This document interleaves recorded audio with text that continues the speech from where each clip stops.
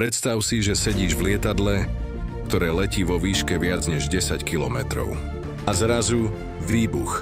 Lietadlo sa roztrhne na kusy.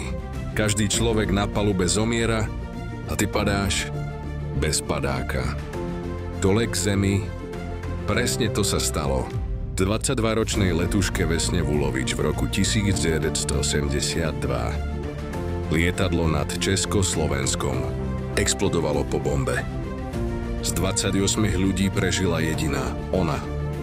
Spadla z výšky 10 160 metrov, ktorá dopadla na zasnežený kopec a zoslabený stromami. Mala rozdrvené nohy, pánvu, stavce, lebku, krvácanie do mozgu, ale nezomrela. Po mesiacoch v nemocnici sa znova postavila na nohy. Guinnessova kniha rekordov ju zapísala ako človeka, ktorý prežil najväčší pád bez padáka. A jej príbeh pripomína, že aj keď padáme z najväčších výšok v živote, vždy môže existovať zázrak.